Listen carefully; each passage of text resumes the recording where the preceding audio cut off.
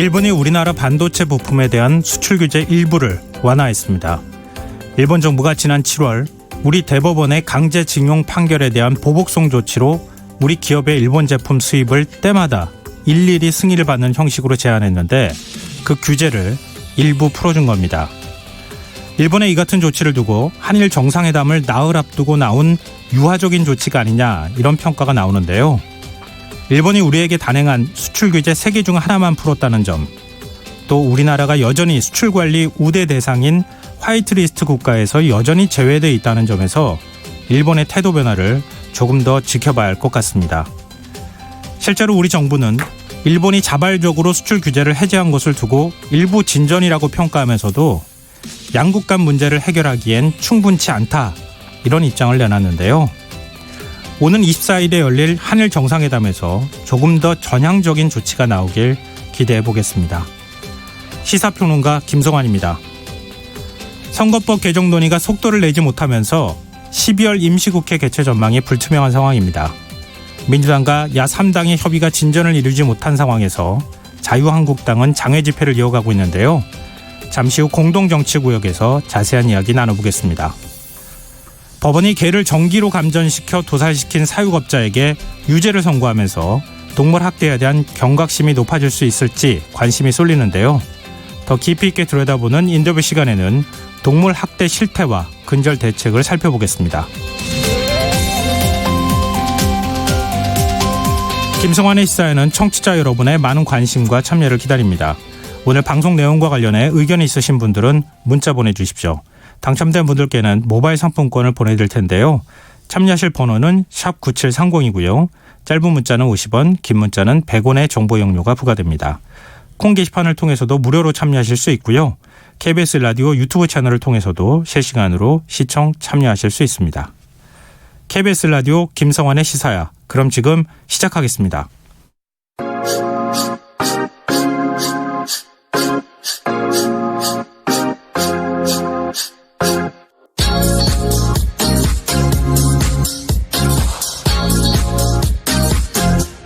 KBS 1라디오 김성환의 시사야.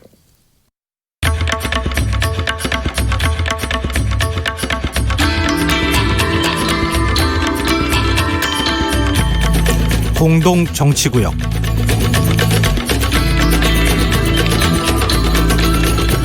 답답한 국회. 대화와 협상이 사라진 정치권의 상황을 보면서 답답함을 느끼시는 분들이 참 많으실 텐데요. 함께하는 정치, 타협하는 정치, 상생하는 정치를 하기 위한 해법을 고민해보는 시간입니다. 시사야 금요 정치 토론, 공동정치구역 함께하실 패널 모시겠습니다. 박원석 전 정의당 의원 나오셨습니다. 네, 안녕하세요. 네, 안녕하세요. 이상일 전 새누리당 의원 자리하셨습니다. 네, 안녕하세요. 반갑습니다.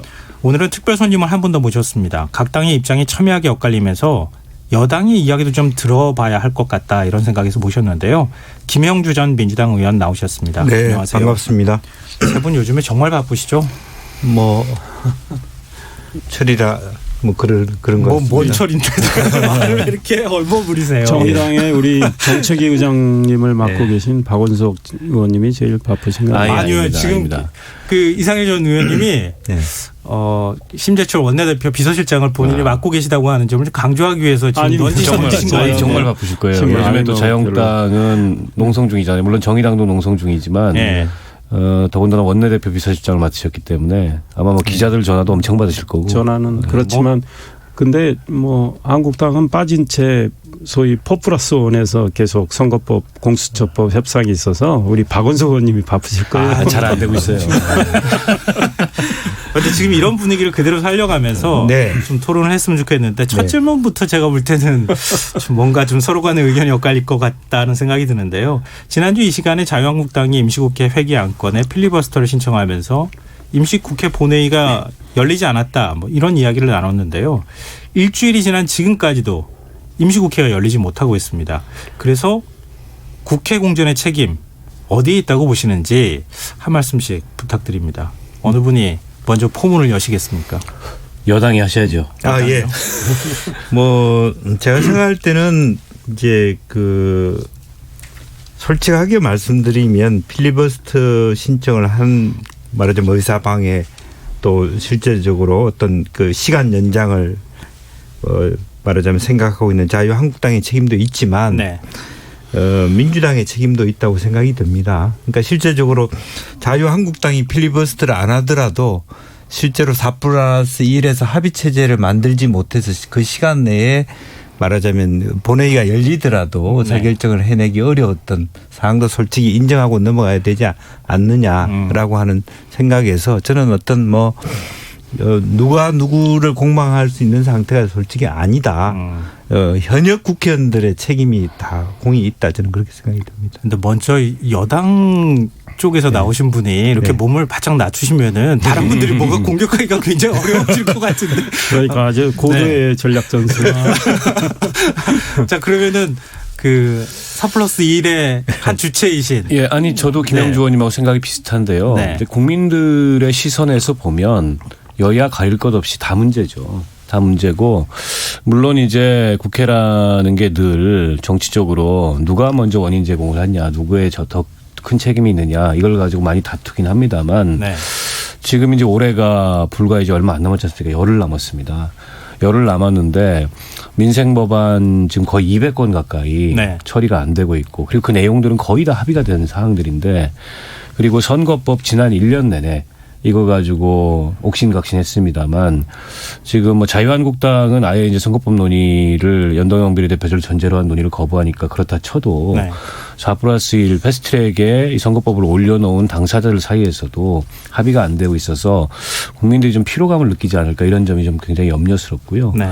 검찰 개혁도 마찬가지입니다.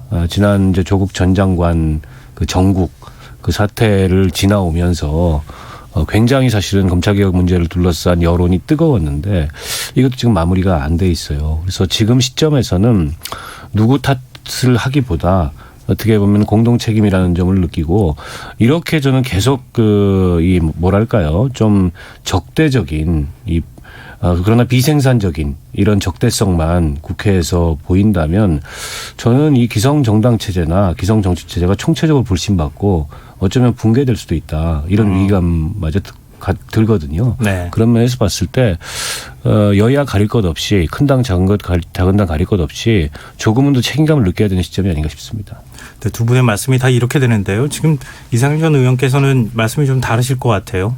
그러니까 이쪽을 한편으로 보시는 입장이시니까. 예, 네. 두 분 말씀처럼 참 국민들께 송구스럽죠. 우리 정치권이 어떤 생산적인 모습을 못 보여주고 또 국회가 정기국회는 끝났지만 또 임시가 제대로 가동이 안 되고 처리할 법안도 많이 있고 예산안 처리는 먼저 됐는데 그 예산의 법적 근거가 될 부수법안은 또 처리가 안 돼 있고 그런 맥락에서 이제 한국당이 필리버스터 건 거는 정기국회 막바지 상황입니다. 네. 왜냐하면 예산안 처리 그다음에 이제 선거법안 공수처 신설법안 상정을 예상해서 그랬던 건데 여야 간에 12월 9일 합의도 있었고 하지만 예산안 처리 과정에서 한국당 입장에서는 예산안을 국회의장님이 순서도 바꾸고 예산 부수법안 먼저 처리해서 세입이 확정돼야 되는데 세출을 먼저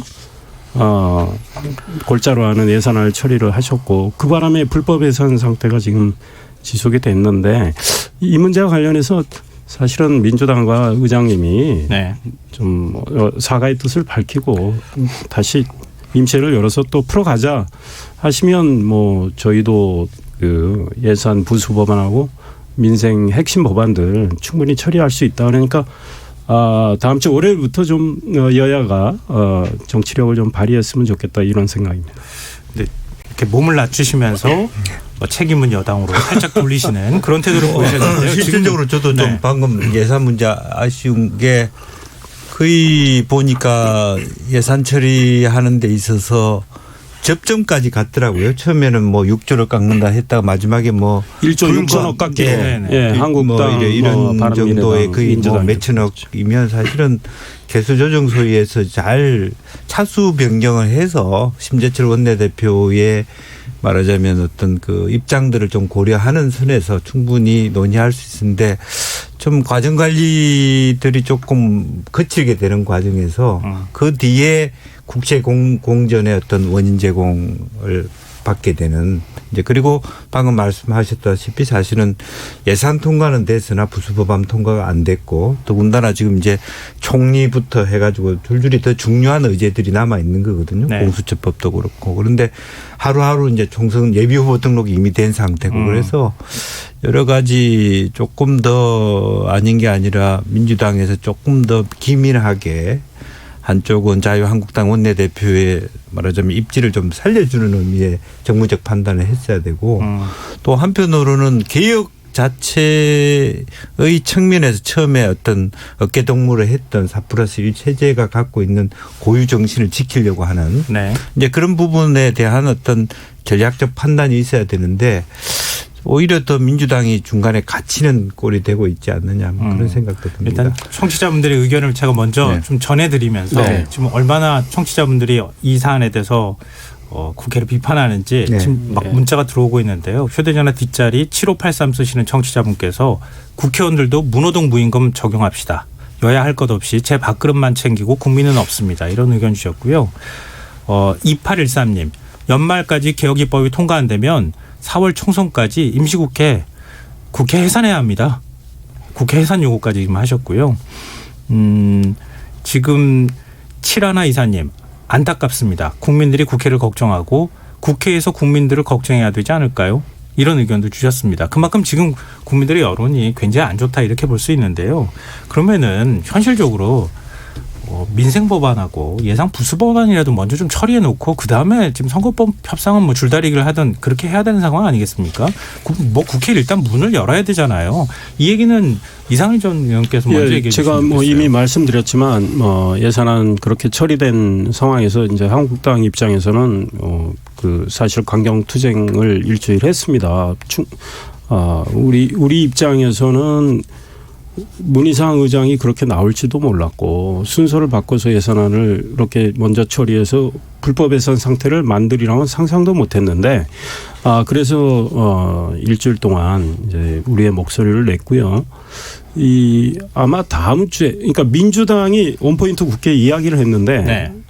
어제 오늘 한국당이 뭐라고 그랬냐면 그 원포인트 국회가 뭔지를 이야기를 하라. 그러니까 원포인트 국회라는 게 회기를 뭐 하루 해도 원포인트가 되는 거거든요. 네. 회기를 뭐 하루 이틀 열 건지 그다음에 어떤 안건을 올려서 어떻게 처리할 건지 분명히 안건을 그러면 우리한테 내놔라. 네. 그런데 아무런 설명이 없어요. 어제 오늘 계속 이야기했는데 그래서 저희들이 좀 의심하는 건 원포인트 국회라는 것이 지금 국회가 마비 상태라서 민주당이 이제 여론이 공이 나쁘고 또 여당의 국정운영 책임이 있고 예산안은 또 그렇게 처리했기 때문에 일단 여론 무마용으로 이렇게 언론 플레이하는 거 아니냐. 국민의 좀 비판 여론을 진정시키려고 하는 거 아니냐. 이런 의심은 솔직히 했습니다. 그런데 우리가 분명히 원포인트 국회에 대해서 그러면 어떤 입장인지 그 의미를 좀 이야기를 해 주십사 했는데 아직 설명은 없고 그러면 우리가 생각하는 원포인트 국회도 있거든요. 네. 우리도 꼭 필요한 예컨대 포항 지진과 관련해서 피해 입은 시민들 구제해야 되는 거 지원해야 되는 거 아니겠습니까? 그다음에 저는 개인적으로는 데이터 3법 네. 이거 꼭 필요하다고 봐요. 우리 4차 혁명과 관련해서 이런 중요한 민생 법안. 그다음에 이제 예산 불법 상태가 있지만 우리 입장에서 굉장히 억울하지만 그래도 이 불법 상태를 지속시키는 건 바람직하지 않기 때문에 민주당과 문희상 의장이 지난번 예산안의 그 날치기 처리와 관련해서 사과와 재발 방지의 입장을 내신다면 원포인트 국회 열자. 그리고 안건은 서로 협의해서 서로 의견이 모아지는 안건 예컨대 한 3, 40건 처리할 수 있죠. 그래서 그런 걸 해보자는 생각을 우리는 하고 있어요. 그런데 이제 민주당과 아직 그 실무 차원에서도 이 소통은 지금 잘 안 되는 것 같아요.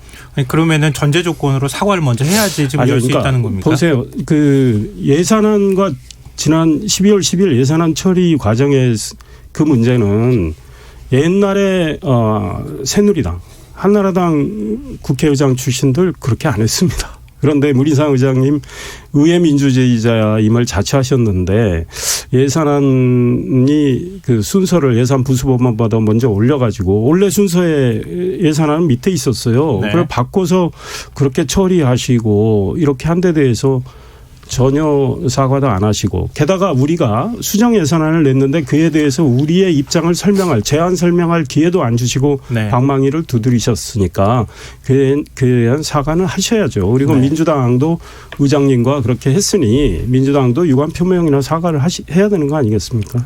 김병주 의원님, 지금 말씀 들으셨지 않겠습니까? 아니, 뭐 네. 실제적으로 이제 서로 진정성에 대한 문제인데요. 그러니까 연일 오늘도 이제 국회 본회의장 앞에서 집단적인 어떤 계속적인 끊임없는 이제 뭐 말하자면 뭐 규탄, 네, 뭐 집회하고. 이제 집회를 하고 예. 있고 또 그런 상태에서 진정한 의미에서의 한교안 대표가 그와 같은 뭐 사과를 전제로 하는 원포인트 네. 국회의 제안에 대한 자유한국당의 수용 가능성에 대해서 우리가 이제 이해할 수 있는 것인지 자유한국당에서 의원님들이 실제적으로 한교안 대표에게 설득해서 그것을 받아들일 수 있는 건지 또 실제적으로 신임 원내대표께서 그런 것을 갖고 계시는 건지 이제 이런 것도 좀 확인이 돼야 될 부분이고요. 다만 그런 것이 확인이 된다면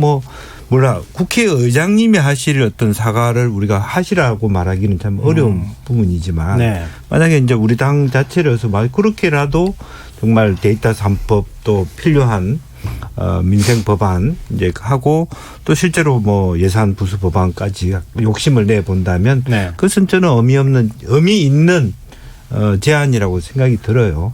네. 그럼 제가 이상일 네. 의원님께 하나만 더 네. 질문 드릴게요. 짧게 좀 대답 좀 해주세요. 네. 지금 그러면은 사과가 없이는 안 된다? 그러니까 사실은 사과를 요구할 때 사과의 소위 표현 네. 유감 표명 정도? 아니 그 사과의 표현은 의장님이 표현을 다듬으실 거고 또 민주당의 원내대표가 다듬으실 거 아니에요. 네. 그러나 우리가 생각하는 사과의 표현에 미달했다고 해서 우리가 그 표현 가지고 트집을 잡을까요? 이제 과거의 전례를 보면 꼭 그렇지는 않고 이제 왜 우리 입장에서 그런 이야기를 하냐면 국회법의 예산안 협상과 예산안을 마무리 지을 때 교섭단체가 하는 거 아닙니까? 그런데 4+1에서 한 거 아닙니까? 우리 한국당 입장에서는 예산안 내용이 어떻게 되는지 전혀 모르고 그래서 한국당이 12월 9일 날 잠시 협상이 됐을 때 그거 보자고 그랬는데 안 보여줬어요. 그래서 한국당은 배제대체 예산안이 그렇게 처리됐기 때문에 네. 사과를 요구하는 거죠. 네. 네. 근데 그 말씀은 알겠는데 지금 국민들의 요구는 일단은 뭐 회기 결정이나 이런 것들 지금 논쟁이 될 만한 것들은 빼고 논쟁 없는 것부터 먼저 처리하고 그러니까 그다음에 싸우더라도 그 사과하는 게 이거 뭐가 아니겠습니까? 힘듭니까? 그러니까 네. 잘못을 확 저질렀는데 그러면 잘못은 그냥 무작정 덮고 또 안건이 있고 일이 생겼으니 그거부터 하자. 이건 아니지 않습니까? 네, 두 분 말씀 들어보니까 이게 여는 게 쉽지 않을 것 같은데요. 박원석 의원님. 아마 이제 문희상 의장님도 그렇고 민주당도 사과할 일은 아니라고 생각할 것 같아요. 왜 그러냐면 원래 법적으로 12월 2일까지 새 예산안이 통과돼야 됩니다. 근데 이게 이제 예결위가 계속 공전되면서 예결위가 공전됐던 이유는 자유한국당에서는 14조 원을 삭감해서 500조를 넘지 않도록 해야 된다라는 입장이 아주 강경했고 그리고 예결위원장이 지금 김재원 정책위 의장이시잖아요. 때문에 불가피하게 예산안을 정기국회에 끝나기 전에 통과시킨 건데 그때 마침 또 필리버스터 얘기가 나왔어요. 그래서 예산안 보수 법안들까지 필리버스터가 붙거나 아니면 이 수정동의안을 계속 내서 의사일정을 지연시키는 이런 어떤 대응이 예상되기 때문에 과거에도 예산안 부수법안보다 예산안을 먼저 통과시켰던 전례가 없지는 않습니다. 그래서 이게 좀 이례적이긴 한데 명확하게 불법이다 이렇게 얘기하기는 어렵고 그런 점에서 사과를 전제로 국회를 열겠다고 하면 지금도 이제 얘기가 공전될 가능성이 높고요. 근데 저는 이제 원포인트 국회라는 데 대해서 크게 좀 동의하지 않는 이유가 지금 어쨌든 가장 핵심적인 현안은 선거법 검찰개혁법입니다. 여기서 이른바 원포인트 국회를 열고 민생 법안을 처리하는 거는 할 수 있다고 보는데 그러면 그 뒤에 국회 운영에 대해서 자유한국당은 이 대화와 협상을 통해서 국회 운영을 할 거냐 아니거든요. 그러면 동일한 상황이 반복이 되는데 자칫 이 과정에서 이 검찰개혁법 선거법 처리의 동력이 유실될 가능성이 있어요. 네. 더군다나 선거 날짜는 하루하루 다가오고 있기 때문에 지금 예비후보 등록을 못하고 기다리는 후보들도 있습니다. 솔직히. 네. 이거 처리되는 거 보면서 하려고. 그런 점에서 봤을 때 한꺼번에 올려서 이 처리를 해야 되고 한꺼번에 올리려면 한국당과의 협상은 추후 문제고 기왕에 이 논의를 이어왔던 이 4+1 테이블에서 어쨌든 이번 주 넘기 전에 빨리 이 사안에 대한 합의를 마무리 지어야 됩니다. 네. 그러니까 저희가 지금 국회 문을 여는 거 가지고 얘기를 지금 계속 이렇게 길게 하게 됐는데요. 사실은 오늘은 본 주제가 그건 아니었는데 좀 시간을 많이 소비해 버렸습니다. 그래서 제가 박원석 의원님께 네. 좀 질문을 좀 드릴게요. 네. 지금 4+1 협의가 어디까지 진행된 겁니까? 이게 이제 그 합의가 거의 근접했다가도 또 각 당의 그 추인 절차라는 게 있잖아요. 의총이나 뭐 이런데 갔다 오면 또 얘기가 좀 달라지고 이런 과정이 몇 차례 반복이 돼서 네. 어제 오늘 사이에 약간 이제 소강 국면 냉각기 형성이 돼 있는데 공식적으로는 민주당을 제외한 나머지 3당과 대한신당 준비위원회까지 여기서 이제 합의문이 나왔잖아요. 네.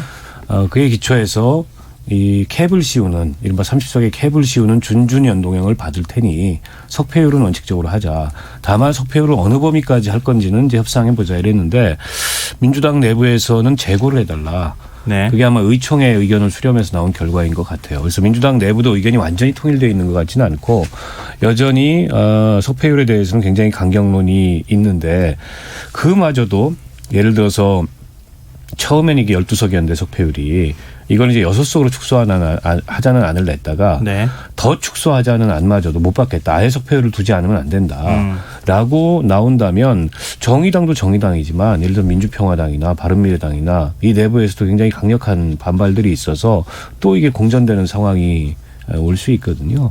그래서 저는 기왕에 3+1이 의견을 모은 선에서 민주당이 대승적으로 이 문제를 합의하고 처리를 했으면 좋겠다 이런 바람입니다. 민주당 입장에서 사실은 지금 그동안에 야사당이 바라볼 때는 다 거의 합의까지 된 건데 지금 석패율을 못 받겠다고 해서 지금 다시 뒤집어진 상황이 돼버렸잖아요. 네. 그럼 민주당이 어떤 방식으로든 여당 입장으로 이걸 좀 통 크게 합의를 좀 이끌어내야 될 책임이 있지 않겠습니까? 뭐 저도 그렇게 생각합니다. 실제적으로 또 석패율제가 참 고약한 것은 과거에 솔직히 뭐 노무현 대통령 시절에는 석패율이 굉장히 지고의 가치가 지닌 것처럼 이렇게 제일 우선순위를 하고 민주당이 요구했던 부분이었기 때문에 더군다나 그렇습니다. 그래서 특히 수도권 의원님들의 걱정은 석패율제를 하면 말하자면 이제 각 지역에서 정의당 후보들이 아주 열심히 뛰어서 수도권 뭐 한두 표 차이에 승패가 갈리는데 상당히 많은 어떤 수 잃을 것이라는 우려가 있었고 또 하나는 네. 아마 뭐 과거 일본의 경우가 되겠습니다만 어쨌든 이 정당의 가장 우두머리 되는 분들을 석패율의 우선순위로 다 하나 둘 이렇게 공천을 해서 그분들은 다 살아남는 이제 그런 형태를 우려하는 것 같아요. 그럼에도 불구하고 저는 결과적으로는 현재 모든 정당이 그렇습니다만은 원내 지도부 당 대표의 리더십 위기가 있다라고 보여집니다. 그것은 사실은 길게 토론할 건 아니지만 네. 과거와 같은 중앙당의 권위 전략 공천보다는 정당 민주화라는 이름으로 이렇게 내가 공천 받는데 내가 국회의원 되는데 당 지도부가 해준 게 뭐 있냐 이런 의식들이 여야 없이 있다 보니까 네. 자기 이해에 조금이라도 상충되는 부분을 수용하지 않는 최근에 갈수록 이제 그런 어떤 정당의 풍토가 이런 부분을 낳거든요. 사실은 그런 의미에서 다시 한번 원내 지도부가 정말 개혁 초심이라고 하는 것을 생각해서 또 당의 역사와 어떤 가치를 중심으로 다시 재고를 해야 되지 않나 그렇게 생각이 듭니다. 네. 근데 지금 이제 연동형 비례대표제 도입하는 문제 가지고 4+1에서 협의를 진행하고 있는 상황에서 자유한국당은 위성정당인 네. 비례한국당을 만들겠다 이런 언급이 나와서 지금 이게 논란이 되고 있는데요. 그렇죠. 근데 한국당은 연동형을 계속 반대해 왔죠. 네. 연동형, 특히 준연동형은 위헌이라는 거죠. 그런데 그럼에도 불구하고 한국당을 배제하고 소위 4+1 내서 뭐 지난 4월하고 많이 달라졌잖아요. 네. 캡도 씌우고 뭐 석패율 들어가 있는데 뭐 넣자 빼자 이러고 있는데 어찌 됐든 준연동형을 도입을 한 선거제도를 한다면 한국당은 비상대책을 강구할 수밖에 없잖아요. 지금 4+1에서 합의가 안 되는 게 왜 그럽니까? 연동형에 캡을 씌우자. 석패율을 넣자 말자. 의석 한 석이라도 자기들끼리 더 갖겠다는 거 아니겠습니까? 그런데 한국당은 지금 통째로 의석을 이룰 수 있는 상황인데 만약에 우리를 우리가 반대하는 제도를 포플러스원에서 만든다면 네. 한국당은 고육주책으로 비례정당을 만들 수밖에 없죠. 그 아니, 근데 제도에. 심재철 원내대표는 네. 꼭 만든다는 얘기는 아니었다. 이렇게 또 얘기를 하시던데요. 그러니까 그거를 검토하고 있는 거죠. 왜냐하면 우리 당이 반대하는 제도를 우격다짐으로 기어코 도입한다면 거기서 우리가 가장 의석을 많이 얻을 수 있는 방법은 뭔가 어떤 정당이든 당연히 고안한단 말이에요. 그럼 4+1에서도 지금 의석을 한 석 더 얻기 위해서 싸우고 있는데 우리는 그에 대해서 어떻게 대응할 건가? 그러면 제가 보기에는 비례한국당 만든다. 물론 한국당 이름이 뭐 나중에 바뀔 네. 수는 있지만 그거를 고육지책으로 만들 수밖에 없는데 그 이야기가 나오니까 민주당이 동요하고 있어요. 말 되는데. 그러니까 그 명분이 없지 않느냐 그러죠. 한국당에 대해서. 아니 비례 반대 연동형 반대해놓고 왜 그걸 만드느냐. 명분 없지 않느냐. 우리는 그래서 반대한다. 만약에 민주당과 정의당 등 다른 정당들이 준 연동형을 포기를 하면 한국당은 그 정당 안 만들죠. 비례정당을. 그런 네. 상황이죠. 일단 만들 의지가 확실히 있으시군요. 보니까. 검토를 하는 거죠. 글쎄요. 박원석 의원님. 저는 일단 이 협상에 대해서 더 강한 반대 의지를 표하고 어떻게 보면 좀 협상에 차질을 주고 그 협상을 결란시키는 이런 목적이 더 일차적인 것 같고요. 근데 막상 이제 당을 만든다는 게 그렇게 간단치는 않습니다. 네. 그리고 당이 그냥 누가 중앙당 선언한다고 되는 게 아니고 5개 이상의 시도당도 창당을 해야 되고 또 선거법상 다른 당의 선거운동을 할 수가 없어요. 그건 선거법 위반입니다. 그 자유한국당의 당대표나 의원들이나 선거운동원들이 우리 당은 지역구 후보를 찍고 비례는 저당을 해주세요. 이것도 참 어렵고 투표용지 이제 상위 순번에 올라와야 되는데 효과를 가지려면 그럼 여기는 의원들이 가셔야 되잖아요, 글로. 네. 근데 지금 과연 얼마나 많은 의원들이 가려고 할까? 비례대표 의원들은 또 갈 수도 없어요. 제명시켜주지 않는 이상. 네. 탈당하면 의원직을 상실하기 때문에 뭐 이런 제약이 있고 또 비례정당을 만들어서 공중전을 펼 수 있겠으나 우리 현행 선거법에 따르면은요 비례대표 후보들은 마이크도 못 잡습니다. 선거법상. 그 선거운동의 제약도 여러 가지 많이 따르고 그리고 이제 명분이라고 아까 말씀하셨듯이 역풍도 있는 거죠. 특히나 이제 수도권의 자유한국당 후보들은 지금도 굉장히 불안한데 이게 만약에 역풍이 세게 불면 그로 인해서 안이한만 못한 결과도 나올 수 있어서 저는 사실 모르겠습니다. 민주당이 실제 동의하고 있는지는 모르겠는데 저희도 여러모로 전략적인 차원에서 판단을 해봤는데 자유한국당이 굳이 그렇게 만드시겠다면 만드시라고 해라. 그래도 큰 효과가 없을 거다. 현실적으로는요. 아마 이런 형태가 될 것 같아요. 그러니까 일종의 이제 비례용 정당, 위성 정당으로서 새로운 보수당을 선택하거나 이제 수도권을 의식해서 아니면 우리공화당을 선택하거나 현실적으로 우리공화당을 선택하기 좀 어려울 거고 새로운 보수당이라는 플랫폼의 활용을 극대화하는 이런 방식으로 새로운 보수당과 자유한국당이 연대하는 그림은 나올 수 있겠죠. 이게 왜 이렇게 다르냐면요. 민주당은 실제로 많은 동요를 하고 의원들이 우려하고 있습니다. 제가 오늘 저녁에도 민주당 의원님들하고 이야기한 적도 있는데 굉장히 우려하고 있어요. 말 되네. 그런데 정의당은 왜 우리 박원석 의원님처럼 그거 비례정당 이야기 안 돼. 효과 없어. 왜 그러겠어요. 민주당이 동요할까 봐. 4+1에서 이탈할까 봐. 그러면 지금 이런 겁니다. 네, 김영주 의원님 얘기해 주시면 되겠는데 저는 두 분이 얘기하신 거에 대해서. 저희 주관적인 생각입니다만 4+1의 기조는 유지해야 된다고 생각하고요. 네. 만약에 정말 자유한국당이 진짜로 비례한국당이라든지 그런 정당을 만든다면 사실은 부분적으로는 민평당이라든지 그동안에 이제 갈라져 갔던 정당의 형태에 대해서 조금 더 애정관계를 만들어 가자라고 하는 조금 더 소프트한 랜딩의 어떤 콘택을 5 정당들을 만들 수 있는 그런 논의는 내부에서 있을 수 있겠다고 생각됩니다. 그러나 역으로는 사실은 국민들이 생각할 때 이런 제도가 정착이 되면 그 당의 비례대표를 과거에 오히려 그렇게 되면 정의당이 더 손해볼 수도 있어요.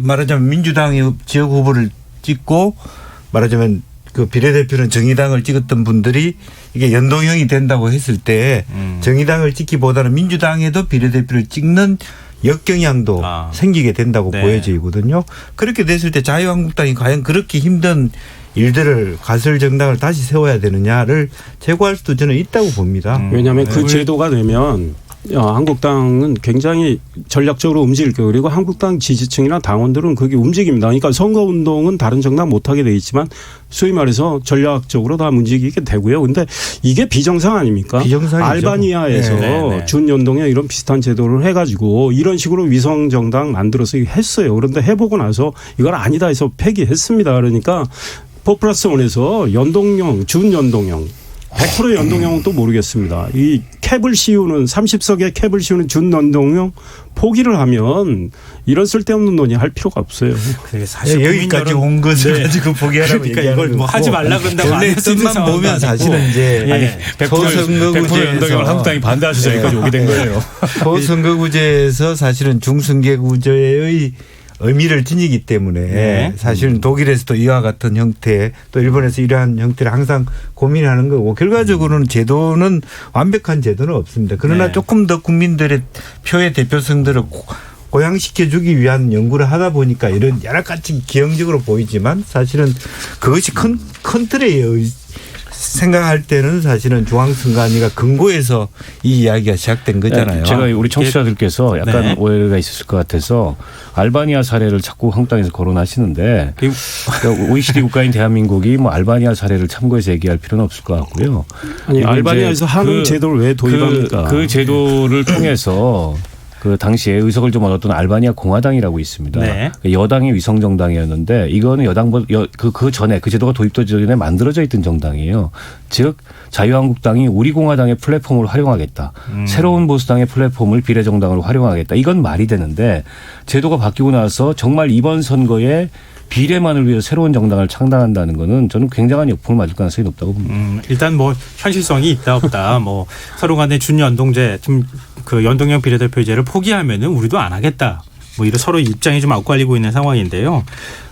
지금 자유한국당에 대한 자유한국당 의원들 내부에서도 지금 걱정하고 있는 목소리가 있다고 하는데 황교안 대표가 너무 장외투쟁에 집중하는 거 아니냐. 그럼 수도권 민심이 자유한국당에서 등을 돌리는 거 아니냐 이런 걱정의 목소리가 있거든요. 계속 지금 황교안 대표 이런 방식으로 계속 투쟁을 하겠다는 건가요? 언론 뭐 일부 언론이 그런 보도도 하고 하는데 뭐 수도권 민심 뭐 저희들도 체크도 하고 하는데요.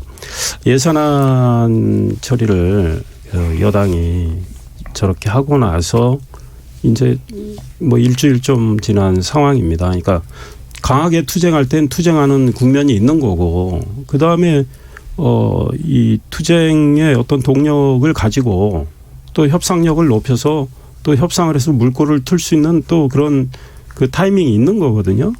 그러니까 지금 뭐 이렇게 짧은 시기를 가지고 뭐 황교안 대표의 어떤 지금 행보를 평가하는 건 저는 굉장히 소위 말해서 제대로 된 평가를 하기 어렵다. 그러니까 네. 앞으로 황교안 대표가 어떤 리더십을 계속 발휘할지는 지켜봐야 되고 이분이 어제 제가 옆에서 지켜봤는데 인터뷰를 뭐 하셨어요. 그래서 그런 질문이 나왔어요.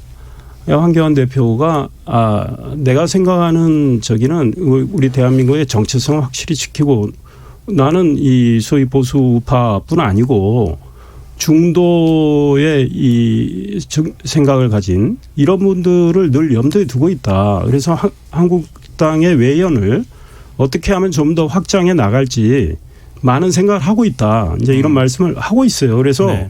그 어떤 국면에서 어떤 행보를 할지는 지켜봐야 되는 거죠. 지금 요 짧은 기간을 가지고 평가하는 건 옳지 않고 저는 지금 국면에서는 저희가 상상도 하기 어려운 소위 말해서 예산안 포플러스1에 합의를 했잖아요. 네. 우리는 전혀 배제되고 알지도 못한 그리고 알려달라니까 알려주지도 않았고 그래서 소위 세금 도둑질이라는 표현을 한 거 아닙니까?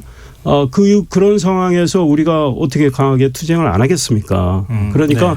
사과와 재발 방지 약속이 있다면 또 뭐 예산은 지금 불법 상태라 사실 민주당이 더 다급합니다. 이게 연말까지 넘어가 버리면요. 민주당 굉장히 곤란해져요. 정부가 예산 집행 못하기 때문에. 그런데 우리가 이렇게 날치기를 당했지만 그래도 부수 법안을 처리해 줄 용의가 있어요. 그런데 이제 사과와 재발 방지 약속이 전제가 돼야죠. 네. 김영주 전 의원께서 이 부분이나 박원석 의원께서 말씀해 주실래요? 대한민국 국회는요 대통령 취임식을 제외하고는 대규모 이런 군중 집회를 법적으로 할 수가 없습니다. 네. 그러니까 관행적으로 기자회견 같은 거를 의원들이나 당직자들이나 이렇게 모여가지고 하는 경우가 있어요. 국회 본청 계단에서. 근데 이번은 그거와도 경우가 다르다는 거죠. 수천 명의 자유한국당 당원도 아닌 분들까지 보수단체 회원들까지 들어와서 굉장히 폭력적인 형태의 의사표현이 있었어요. 그 과정에서 저희 정의당 당직자들은 뭐 뺨도 맞고 뭐 네. 침도 맞고 이랬습니다.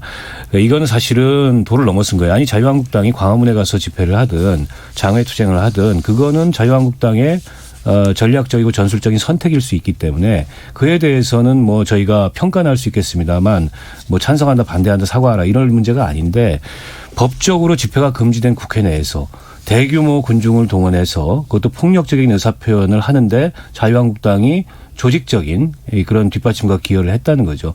황교안 대표가 집회 끝나고 들어가 버리셨어요. 그 뒤로 몇 시간 동안 해산하라고 하지도 않고 몇 시간 동안 무법천지와 같은 상태가 펼쳐져서 나중에 경찰이 강제 연행에 나서려고 하니까 그때 나오셔가지고 이제 그만 가십시오 이랬거든요. 네. 이거는 집회를 주최만 했지 관리를 안 한 겁니다. 이에 대해서는 분명하게 사과를 하고 저는 재발 방지 대책도 말씀하셔야 되고 필요하다면 이에 따르는 법적 책임도 져야 된다고 봅니다. 네. 지금 이제 시간이 거의 다 벌써 네. 됐어요. 시간이 뭐 너무 짧다는 생각이 좀 드는데요. 네. 세 분이 이제 딱 한 말씀씩만 할 수 있는 시간이 남아 있는데요. 각 분들마다 한 40초 정도씩만 좀 시간을 드리겠습니다.